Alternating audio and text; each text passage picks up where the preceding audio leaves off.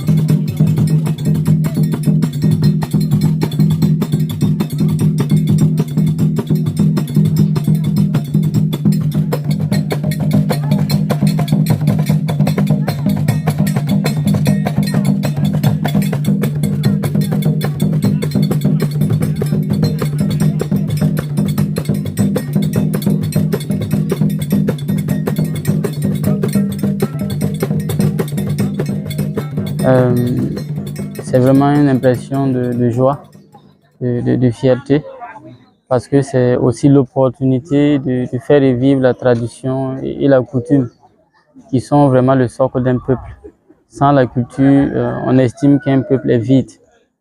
Et comme le disent les Mossi, c'est un coucou avec une manière de dire aussi que c'est l'époque aussi où la culture africaine reprend sa place, à travers aussi, comme vous l'avez remarqué, je suis assez jeune, à travers aussi des personnes de notre génération qui estimons que nous avons assez vécu longtemps sans notre culture, sans cette essence-là.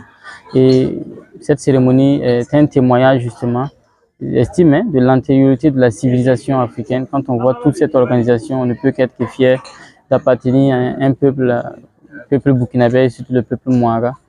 Le rôle précis, c'est vraiment d'aider la chefferie, d'aider le chef, principalement le Naba et Kiba de Nedgo, à pouvoir justement relever les défis que la chefferie traditionnelle et les défis qu'on a au village.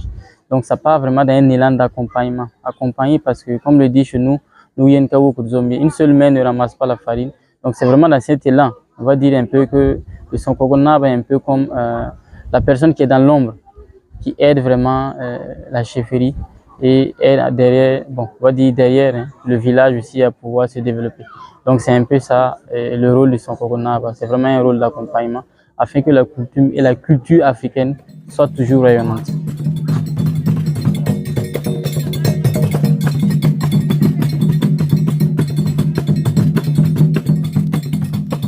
On ne peut pas vivre en tant qu'Africain en prenant les dogmes d'un autre peuple.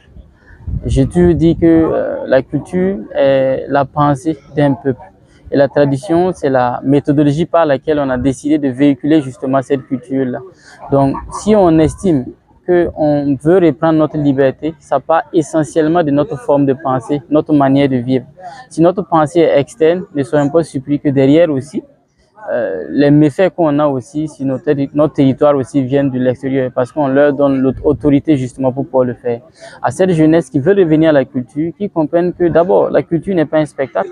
Malheureusement, beaucoup de gens aujourd'hui caricaturent la culture et la tradition africaine à travers, on va dire, juste la symbolique de égorger le poulet. Non, mais c'est une responsabilité, un comportement à tenir, un flambeau, une responsabilité extraordinaire vis-à-vis de ta personne, vis-à-vis de ton peuple, vis-à-vis de ta famille et tous ceux qui te suivent.